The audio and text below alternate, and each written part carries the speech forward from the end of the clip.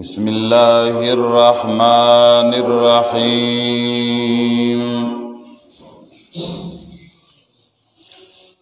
وإن خفتم شقاق بينهما فابعثوا حكما من أهله وحكما من أهلها إن يريدا إصلاحا يوفق الله بينهما إن الله كان عليما خبيرا واعبدوا الله ولا تشركوا به شيئا وبالوالدين إحسانا وبذي القربى واليتامى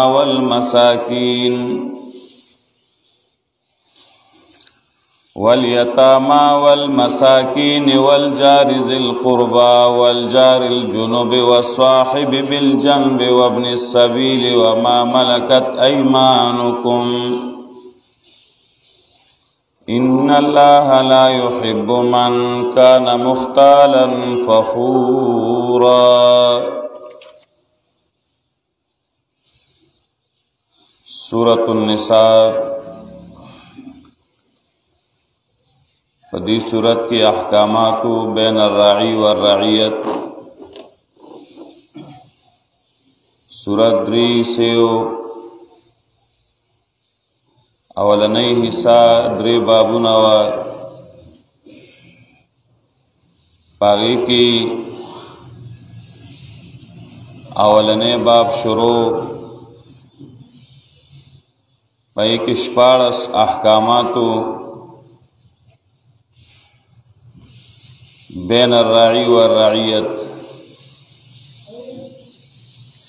سا احکامات مخی ذکر شو تقریباً 14 احکامات بیان شوی دی. اوس د دې ځاینا 15 او 14 حکم ذکر کوي او دا د دې باب اخیری آیاتونه دي. 15 حکم دا دی چې کله ښځې او خاوند په منځ کې اختلاف راشي نو داسې یو جرګه پکار ده، حاکمان پکار دي، حکم چې ورته وایي فیصله کوونکي، څه د زنانه د طرف نه مشران او څه د سړي د طرف نه مشران او د دوی دا اختلاف ختم کی. دا نه چې هغه معمولی اختلاف له یو د یو خوا نه پوکې ورکوي بل د بل خوا نه او هغې نه لویې مسلې جوړې شي. بیا ورپسې 14 حکم دی چې څنګه چې په دې مسلو کې مبتلا شي او هغه هم مسله در نه پاتې شي چې هغه د یو الله عبادت دی، توحید دی، نو ختامه مسک والا مسله ده، آخر کې د مشک او عنبر په شان حکم راوړي چې هغه د الله توحید دی، چې دا ټولې مسلې بالا ثواب تا ته ملاویږي. الله به پیدا درکړي چې ګوره عقیده د توحید او د یو الله عبادت کې. او په دې آیت کې بیا تقریبا 11 اوامر دي چې د دې امرونو د دې حکمونو خیال بساتي. دا د دې 2 آیاتونو خلاصه ده. بیا به دا باب ختم شي او ورپسې به بیا بل باب شروع شي. پای کې بیا د منافقانو علامې او نښې به ذکر کی. اول وای وَإِنْ خِفْتُمْ شِقَاقَ بَيْنِهِمَا فَابْعَثُوا حَكَمًا مِّنْ أَهْلِهِ وَحَكَمًا مِّنْ أَهْلِهَا. کچرته یریږي تاسو د خلاف نه په میز د دې دواړو کې، بس اولېږي یو فیصله کوونکی د اهل د سړي نه او یو فیصله کوونکی د اهل د زنانه نه. مخکې وی چې سړي به حاکمانی په زنانو، سړی به زنانه له ادب ورکوي خو کله دا ادب هغه ښځه باندې صحیح رانه شي دا سپېړه ورکړي نو هغه خفه شي اختلاف جوړ شي نو دو مطلب دی دلته یو مطلب دا دی چې د دې ښځې او د دې سړي چې کوم خپلوان دي وارثان دي اولیاء چې ورته وایي دی به داسې یو جرګه جوړه کړي او د دوی په منځ کې به خبره وکړي څه مشران به د زنانه د طرف نه شي څه مشران به د سړي د طرف نه شي خو کله چې د دې دواړو مشرانو اراده د دې خلکو اصلاحي نو الله به جوړ کړي او که دا مشران پکې ورانه کوي یو مشر مطلب د زنانه طرف نه دی او هغه نه غواړي چې دا کور جوړ شي یا د سړي د طرف نه دی او هغه نه غواړي چې دا کور جوړ شي نو خامخا دا کور بیا ورانېږي دویم دا دی چې ضمیر راجع دی کې حکام او عمراو ته قاضي صاحب لا د ښځې او د خاوند راپورټ لاړه نو هغه هم د ټولو نه مخکې دا پکاري چې هغوی یوه جرګه مقرر کړي د ښځې د طرف د خپل او د سړي د طرف د خپل یو دو درې مشران به وګوري او هغوی ته به ووایي چې تاسو د دوی په منځ کې مسله وکئ که چېرته دا جوړ شي نو ښه به تاسو د صلح کوشش وکئ که په یو طریقه هم نه کېږي نو بیا به قاضي صاحب وایي بس نه کېږي راشه طلاق بلور که کېږي نو حتی الوسع به طلاق نه ورکوي دا طلاق خو ټکی خو ډېر اسان دی په ویلو کې په پیمنټ هم نه لګي خو پخوا به خلکو ویله وایي دا واده اسان دی خو دا ګڼ پنسې ګرانې دي چې دا ټک ټوک سامان ولکې دا لویه قصه ده نو د طلاق ویل خو آسان دي خو د دې د وروستو قصې بیا ډېرې ګرانې دي یو خو دا دی چې د دې ښځې او خاوند اکثر د یو بل نه بیا بیکاره ښځه او خاوند په نصیب شي د دې سړي بیا د دې نه بیکاره ښځه په نصیب کېږي د هغې ښځې د دې نه بیکاره خاوند په نصیب شي کله کله سمې مخوري خو اکثر داسې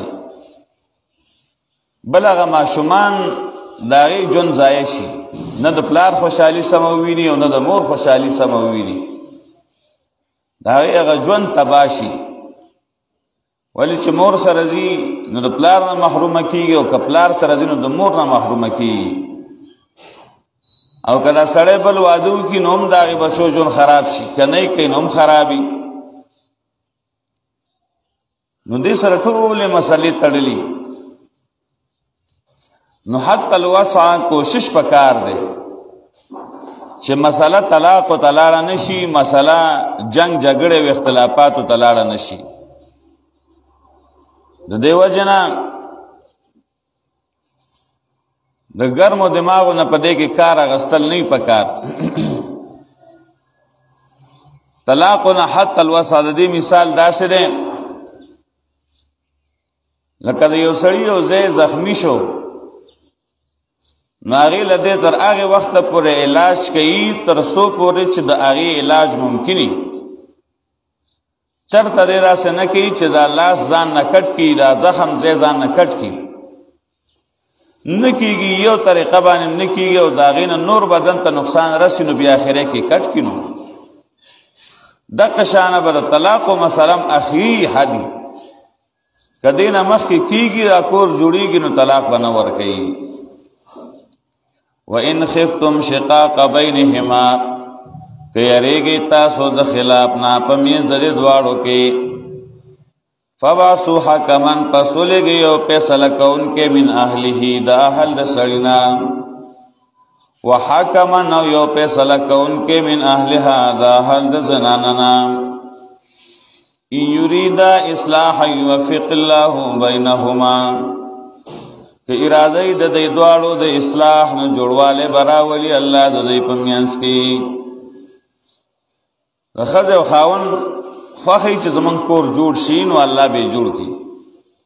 یا ان یریدا اصلاحا کی اراده د دې مشرانو چې یو فیصله کوونکی د ښځې د طرف نشي یو د سړي د طرف نشي او د دې مقصد اصلاحي نو الله به جوړه خراولي او ګوره دې نه دا معلومه شوه چې دومره ډلې جوړول ته ضرورت نه په جرګو کې چې بیا به کې چاله د خبرې نمبر هم نه ورځي خو بس یو مشر د زنانه طرف نه او یو مشر د نارینه د طرف نه یرید اصلاحا ځکه وي که دا دواړه اصلاح غواړي نو الله به جوړه خرابوي ان الله یقینا الله تعالی کان د علیما خبیرا پویا په ظاهر باندې او خبردار په باطن باندې واعبدوا الله ولا تشركوا به شيئا دا شپارسم حکم چې ګوره اسنه چې په دې مسلو کې مبتلا شي او عبادت د الله نه پاتې شي ډیر خلک داسي درس ته نه پاتې کیږي اجتماع ته نه پاتې کیږي بیان ته نه پاتې کیږي منځ او دست نه پاتې کیږي خو چې کله په دې کورونو مسلو کې مبتلا شي نو بیا ته غار څه پاتې شي هغه مسلې به هم حل کول غواړي خدای عبادت په خپل ځای ادا کړي دا به نه پرېږدي الله وی وعبد الله عبادت کوي د الله ولا تشركوا به شيئا او مشرک وید د الله سره اشی لرا ولا تشركوا به شيئا مشرک وید د الله تعالی سره اشی لرا شیئا نکره دا او مخکې ولا تشركوا دا نفی ده نکره چې په سیاق د نفی کې راشي نو دا عموم پیدا کوي اس شی با اللہ سره نه شریکوي ولا تشركوا به شيئا مشرکوي د الله تعالی سره شیئا شی لرا شیئا نه نبی نه ولی نه انسان نه پیره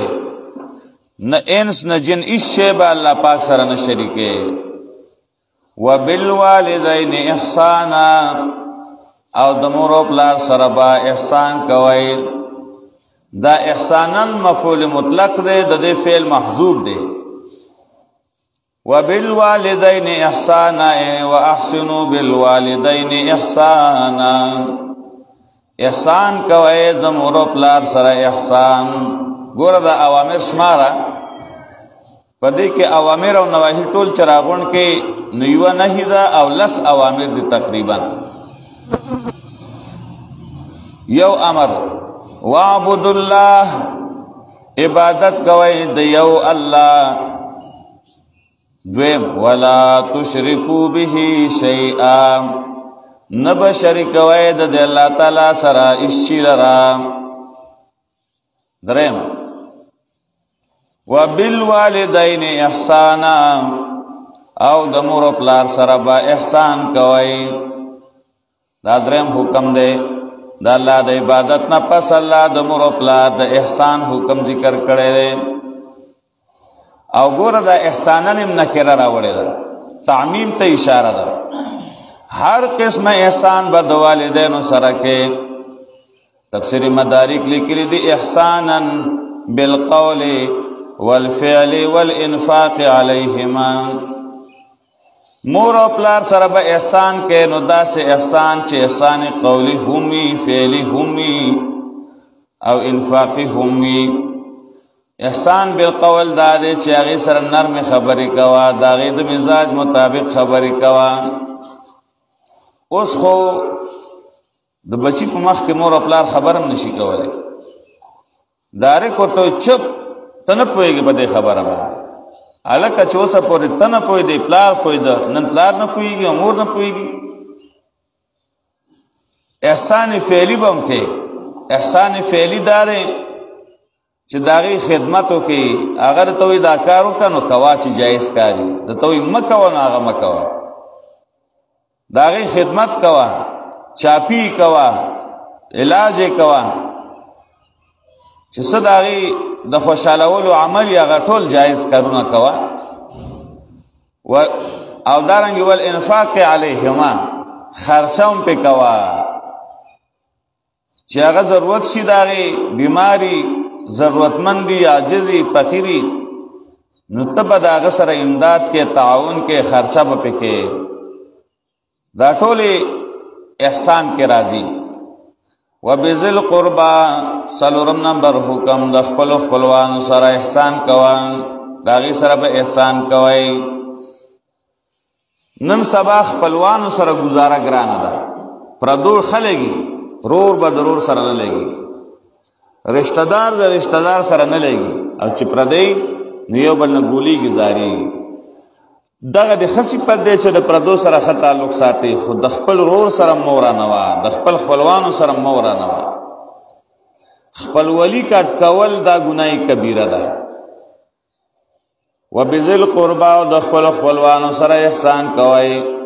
والیتاما او یتیمانانو سره احسان کوي، ځکه دا په معاشره کې کمزور مخلوق دی،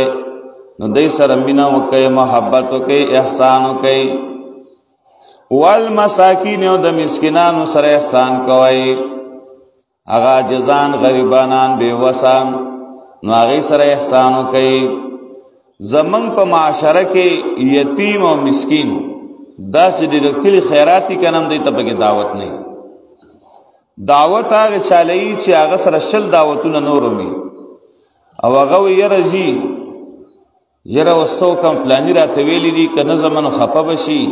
ینه سخت مصروفه ما خټه مشتنه راځي، هغه نه من ګیلم کو او غریب ته وای چې تا ته چا ویل چې ترازه، هغه غریب په ټول کلی په خیرات کې داغه نصیب نه، یا به دعوت ازي یا هغه ته دعوت هم نشته. الکه ټول نه مخکې د یتیم او د مسکین خیال وساته. والیتاما یتیمانانو سره احسان کوي، والمساکین او د مسکینانو سره، والجار ذی القربا والجار الجنوبی، والجار ذی القربا او داغی گاونډي سره چې هغه ذی القربا چې هغه نږدې دی تا ته، ان استا خپل دی، خاوند خپل ولی دی، هغه سره احسان وکا. والجار الجنوب او داغی گاونډي لري سره، یا خدا معنا ده ستا په گاوند کې یو کور دی، نو لا گاونډي دوه قسمه، یو دسی چې هغه ستا رشتہ دار هم دی او ستا گاونډي هم دی، لکه رور دی، خور دی، دا خورای دی، وراره دی، داسې هغه رشتہ دار او گاونډیان چې تاغي کړه به پردې جو هغه تا کړه، نو داغه پتا دوه حق دي، داغي خیال ساته. یو حق د خپل ولی دی چې داغي د خپل ولی او رشتہ داري خیال ساته او هغه سره احسان کوا. دویم حق د گاونډګری دی چې داغي د گاونډګری حق وساته او هغه سره احسان کوا. دا یو شو. دویم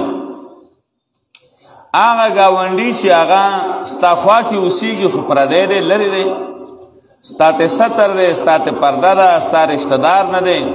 خو گاونډي دی، نو د گاوند د وجه نه به داغه خیال ساتي. گاونډي سره به ډېره ګزاره کوي، گاونډي به لکه د پردي سړي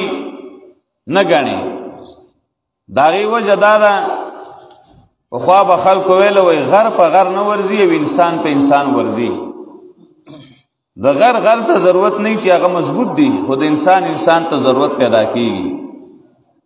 نن به د هغه ستا تا ته ضرورت وي، نو سبا به ستا هغه ته ضرورت وي. د لرې ورور نه نږدې ګاونډي ښیي، ولې پښتو متل دی لرې ورور نه نږدې ګاونډي ځکه ښیي چې په تا سخت راشي، نو لرې ورور به دې اله رارسي چې هغه ټول تکلیف به اول ګاونډي برداشت کړي. نو د ګاونډي ډېر خیال وساته، که د هغه نه څه غلطي وشي بس معافی که الله دپاره، ځکه ګاونډ دی او ګاونډ کې داسې کېږي خلک وایي چې کم لوښي یو ځای نو هغه کړنګ کوي، چې لري نو کړنګ به څه وکړي، چې ګاونډي نو د یو بل په حق کې کمې وشي. ماشومانو جنګ وکړه نو دا نه چې دو ماشومانو جنګ وکړه او تا ته لویه مسله جوړه کړه، دا خو ګاونډ دی، کېږي به داسې. کله به ستا ماشوم را لګي د هغه ماشوم به وایي، کله به د هغه ماشوم را لګي ستاسو ماشوم به وایي. ډېر خلک په دې نه پوهېږي بس دا زما ماشوم یې والی دی او دی ولې والی دی، لکه داسې پرښتې خو نه دي چې دوی نه به ګناه نه کېږي، او داسې معصوم خلک خو نه دي، نه انبیا دي، انسانان دي او معصومان دي، کېږي به داسې معمولی نقصان وشي، خیر دی ګاونډ کې داسې راځي، د هغې سره به ګزاره کوي. والجار الجنوب دا د قرآن حکم دی چې د لرې ګاونډي دی، معنا ستا رشته کې نه دی، خو چې ګاونډي دی نو هغه سره احسان وکړه. دویمه معنا والجار ذی القربا والجار الجنوبی، او هغه ګاونډي ذل قربا چې هغه ستا سره بیخي په نږدې ګاونډ کې اوسېږي پردی دی او که خپل دی خو چې دیوال په دیوال دی ګاونډي دی نو هغه سره احسان وکړه والجار الجنوب او د هغې ګاونډي لرې سره چې ستا سره دیوال باندې نه دی علماو لیکلي دي 40 کوره غیر چاپیره دا ټول یو ګاونډ دی یا یو جماعت دی محله ده هغې ټول خلک راغونډېږي دا ټول یو ګاونډ دی نو دا نه چې ته صرف هغې ګاونډي سره احسان کوې چې تا سره په دیوال دی او چې دا لرې دي نو هغه پرېږدې نه دی سره به احسان کوي یو سړی بیمار شي تپوس له به ځي یو سړی غریب شي هغه سره به د الله رضا لپاره امداد کوي د کار درته ووایي چې ما سره له کار له لاړ شه او سره امداد سره وکړه سبا به هغه تا سره لاړ شي دا د ګاونډګرۍ اصول دي اوس خو نن سبا دا خبرې ختمې دي خاریه د دې بانډو نه هم جوړه شوې ده پخوا به دې خلکو کې د بانډو خلکو کې ډېره مینه وه محبت به و چې یو سړي به چېرته یو ځای کې په لاره باندې سفر کړی نو دا زما د حج ملګری دی او دا زما د عمرې ملګری دی او دا ما سره بار پاتې شوی دی او دا زما رشته دار دی اوس هغه شی نشته دی اوس خاریه ده بس دار سړي خپل سور دی یو کره به غمي بل کره به واده یو کې به خلک جاړي او بل کې به خلک ګډېږي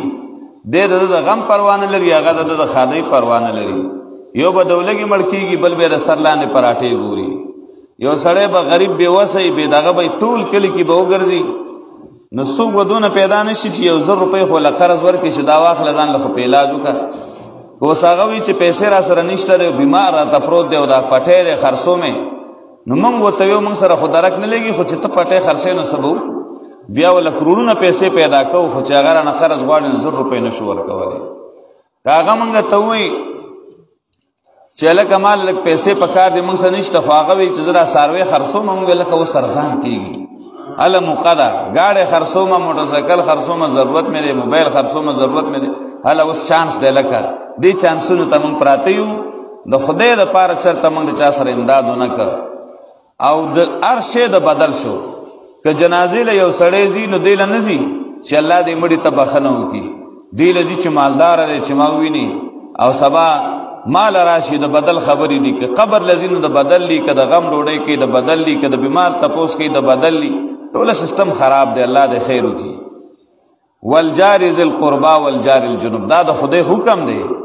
دی له مه کوه چې د ما سره کړي زیم کومه که د نه کړي خپل سمې نه کوي ته الله دپاره کوه والجار ذی القربا نو دویمه معنا دا شوه هغه ګاونډي چې هغه ستا خپل ستا سره نږدې دی ګاونډ کې ډېر نږدې دی والجار الجنوب هغه ګاونډي لري بیخي دیوال په دیوال نه دی خو په دې محله کې اوسېږي نو د هغه هم خیال وساته والصاحب بالجنب او ملګری د اړخ صاحب بالجنب ستا د اړخ ملګری د اړخ ملګری څوک دی یا خو علما وایي شریک فی تعلم العلم چې یو طالب دی یو ملګری دی تا سره په سکول کې دی په کالج کې دی په مدرسه کې دی په یونیورسټۍ کې دی سبق وایي په یو کمره کې ناست یې په یو ډیسک ناست یې هغه سره احسان کوه دا نه چې یو بل ته په اور کې ولاړي یا دویم په لاره باندې په سفر روان یې تا سره په ګاډي کې یو سړی کېناست نو هغه ستا د اړخ ملګری دی چې ستا او د هغه اړخ یو بل سره لګېدلی هسې نه چې د سیټ باندې د سره کینی او غلا در نه وکړي هغه ظالم تا ساري چې دی به څه وخت د خیال بل خوا کېږي په سیټ در سره کینی او پیسې در نه ووایي غلا در نه وکړي په سیټ در سره کینی او په جهنم کې ته ولاړې اور کې کله به سګرټ راخلي نو به بلوي په تا به بوی بد لګي او دی به دا سګرټو لوګي به شروع کړي کله به نسوار راخلي کله به چې دی نو ټول سیټ به دنه نیولی هلکه نیمه کرایه ته ورکوې نیمه د دا بل ملګری ورکوي یو شانه کرایه ورکوئ نو ته خو وګوره د 2 کسانو ځای د یوازې نیولی دی او هغه بل دی په دې کونج کې ور دننه کړی دی که نه لکه میخ چې سړی په دیوال کې وټکوي خوځېدی نه شي نو دا ولې ستا د پلار سیټ دی خو یو شانه کښېنئ که نه هغه له لږ ځای خیال وساته د خپل ملګري خیال ساته والجار الجنوب درېمه معنا جار الجنوب هغه هم دی چې تا سره جومات ته راځي او په سب کې در سره ودرېږي دا ستا د اړخ ملګری دی. دا نه چې د خدای په کور کې یو سړی راولګي او بل سړی تنګوي. څه بعضې خلک داسې دي جاهلان چې سړی ورته حیران شي، ماشوم نه چې سړی پې راباندې کې وی او وی شړي د جومات نه. او مشران سپینګیري او خدای په لعنت کړي. کله په یو بل بور غورځوه، کله د یو بل نه پیزار پټوه، کله د یو بل نه امساګانې پټوه، کله یو بل سره چې دی نو په جومات کې انګتې اچوه. د خدای بنده دا خو د خدای کور دی، او چې راغلي دا د خدای میلمانه دي. ستا میلمه سره یو سړی چیړي نو ته لږ سوچ وکړه چې ته به څه وکړې، ستا غیرت څه وایي. که ستا وس نه کېږي نو ځان به پې مړ کړې، خو لکه ته د هغه میلمه په عزتي نشې برداشت کولی. جومات له چې څوک هم راغی دا د الله میلمه دی. د سره چې چیړي نو الله ډېر خفه کېږي. مونځ له راغلی یو ته تنګې، مونځ له راغلی یو ته ورسره نښتې، په هغه مونځ باندې سړی پوه نه شي. او دا خو اسم ناروا دي. د چا نه امسا پټول، د چا نه پیزار پټول، هغه خفه کول، یا په شا باندې چاړه او چاکو راړول، چا ته لخته نیغول چې وامه دی یری خلک، دا حرام او ناروا دي. دا خو اسم ناروا دي.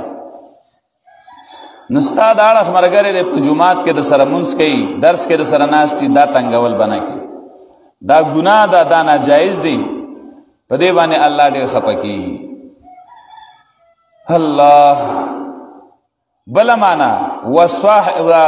وصاحب بالجنب. صاحب بالجنب چې دی نو ستا بیبي هم ده،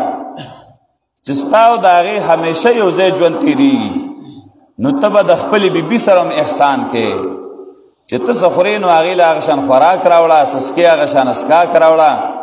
د هغې د صحت خیال ساته، د هغې د مزاج او د طبیعت هم خیال ساته، د مینې او محبت خبرې ورسره کوه. ستا په یو خبر هغه من غټېږي او ستا په یو غلطه خبر هغه سوځي، نو ته به د هغې هم خیال ساتې. الله ستا ښځه جوړه کړې ده، خو ستا وینځې نه ده جوړه کړې چې ته ورسره داسې لحاظ او ژوند تېرې لکه د وینځې په شان. شریعت موږ ته ډېر ښایسته احکامات ښودلي دي، خو چې موږ نه پوهېږو او موږ پې عمل نه کوو نو دا خو زموږ کمی دی. که په دې باندې موږ عمل شروع کړو، په معاشره کې به کله اختلافات نه راځي، کله به معاشره چې کم دی نو پای کې بګاړ نه راځي. وابن السبیل او د لارې مسافر، په لار یو سړی روان دی، مسافر دی، هغه سره احسان وکړه. د هغه کلی نه دی، د هغه کور نه دی، د هغه وطن نه دی، په لار روان دی. اوبو خیال یې وساته، راشه مېلمه اوبه وڅښه. ډوډۍ ټیم دی، هوټل نشته، ډوډۍ پرې وخوروه. د شپې ځای نشته دی، شپه وله ورکه. په دې به تعالی الله اجر درکړي. وابن السبیل، د لارې مسافرو خیال وساته. وما ملکت ایمانکم، هغه چې مالکان دي ستاسو خلاسونه، ستا وینځه ده، ستا غلام دی چې هغه ستا د غلامۍ کې ژوند تېروي، نو ته مو وایې چې زه مالک یم او دا خو وینځې غلامان دي. د هغې خیال مو ساته. ګرمي ده او بس یو کار اخلاص کړی نه او بل پې شروع کړی، نو انسان دی که نه مشندري خو نه ده، مشندري هم ګرمیږي، انسان به نه ګرمیږي. ته خو سوچ کوه چې دی کولی شي که نه. یو کار د هغه د وس نه بهر دی او ته وې دا به کوې، نو څنګه یې وکړي؟ د وس نه سوا کار که سړی کولی شي؟ تاله خو الله سر درکړی دی، دماغ یې درکړي. ته لږ سوچ وکړه، داسې کار او بوج پې اچوه چې د هغه په وس کي، او خرچه پې کوه، نفقه پې کوه. دا نه چې صرف کار ته اخلې نور تپوس یې نه کوې. ان الله لا يحب من كان مختالا فخورا، یقینا الله مینه نه کوي د هغې چا سره چې هغه مختالا چل ول کوونکې، فخورا فخر کوونکې. فخور دې ته وایي، مختال خو دې ته وایي چې هغه تکبر کوي، غرور کوي، د سره داسې انسان د الله ډېر بدي شي. یا مختال معنا مشرک، شرک کوي. او فخور هغه انسان ته وایي هو الذي يعد محاسنه على الغير، هغه انسان چې کله چا سره احسان وکړي نو بیا ورته یادوي. یاد دې نه شي چې وایي پیسې مې درکړې وي، یاد مې نه شي چې دا احسان مې سره کړو. احسان چې د کوم رب دپاره کړی دی نو هغه الله ته معلوم دی، بیا چاته مه یادوه. هغه رب به دنه ناراضه شي. من من بمعروفه افسده، چا چې په خپله نیکۍ زباده نه وکړه نو هغې ختمه کړه، زباده یې مه. او دویم فخور هغې ته وایي چې هغه د بنده د حقونو خیال نه ساتي، د پلار د حق خیال نه ساتي، د گاونډي د حق خیال نه ساتي، د غریبانانو د حق خیال نه ساتي، بس یو معاشره کې یو بدمعاش او بدخویه انسان دی. داسې انسان د الله ډیر بدی شي. په تمامو انسانانو کې بهترین انسان هغه دی چې د هغه اخلاق ښایسته وي. الله دې موږ له ښایسته اخلاق نصیب کړي چې څوک هم ونه وایي چې پلانی ډېر ناکاره سړی دی نو بس دا ښه سړی دی. اول ته وګورئ. وَإِنْ خِفْتُمْ شِقَاقَ بَيْنِهِمَا کېرېږئ تاسو د خلاف نه په منځ د دې دواړو کې فَبَعَثُوا حَكَمًا مِنْ أَهْلِهِ وَحَكَمًا مِنْ أَهْلِهَا فَصُلِږي یو فیصله کوونکی د اهل د سړي نه او یو فیصله کوونکی د اهل د دې زنانه نه. ان یریدا که اراده د دی اصلاحا د جوړ جاړي د روغوالي یوفق الله بینهما نو جوړه براول الله په منځ د دواړو کې. ان الله یقینا الله تعالی کان دی علیما خبیرا پویا او خبردار. واعبدوا الله ولا تشركوا به شیئا عبادت کوئ د یو الله مشرک کوئ د الله سره هیڅ شي لره. وبالوالدین احسانا او د مور او پلار سره احسان کوئ. وبذل القربى او د خپل خپلوانو سره احسان کوئ. والیتامى او د یتیمانو سره احسان کوئ. والمساکین او د مسکینانو سره. والجار ذی القربى او د گاونډي سره چې هغه خاوند خپل ولای دی. والجار الجنوب او گاونډي پردي سره یا گاونډي چې ډیر نږدې دی او گاونډي چې لږ لري دی. والصاحب بالجنب او هغه ملګری د اړخ سره. وابن السبیل او د لارې د مسافر سره. وما ملکت ایمانکم او احسان کوئ د هغې سره چې مالکان دي ستاسو خلاصونه یعنې ستاسو وینځې او غلامان. ان الله یقینا الله پاک لا یحب مینه نه کوي من د هغې چا سره کانه مختالا فخورا چې چل ول کوونکی او فخر کوونکی. واخر دعوانا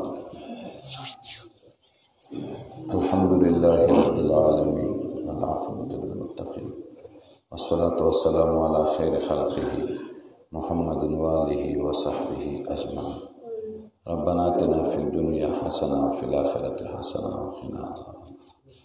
ربنا لا تزغ قلوبنا بعد إذ هديتنا وهب لنا من لدنك رحمة إنك أنت الوهاب. اللهم أعنا على ذكرك وشكرك وحسن عبادتك. اللهم إنا نسألك من خير ما سألك منه نبيك محمد صلى الله عليه وسلم ونعوذ بك من شر ما استعاذ منه نبيك محمد صلى الله عليه وسلم وأنت المستعان وعليك البلاغ ولا حول ولا قوة إلا بالله. یا الله زمون ټول ګناہوں او تقصیرات معاف کا. الله زمون رضا شه. الله شرعي حاجتونه ټول پورا کا. مشکلات ټول ختم کا. څومره بیماران نارینه زنانه چې دی الله ټول له صحت کامله ورکړه. قرضداران د قرضونو نه خلاص کا. بې کسب بې روزګار ته الله رزق حلال کسب حلال ورکړه. بې اولادو ته الله نیکان صالحان اولاد ورکړه. الله د ټولو نه رضا شه. د ټولو ګناهونو او تقصیرات معاف کړه. الله د ټولو آخري خاتمې ښایسته کړه او ټولو ته الله جنت الفردوس نصیب کړه. وصلی الله تعالی علی خیر خلقه محمد.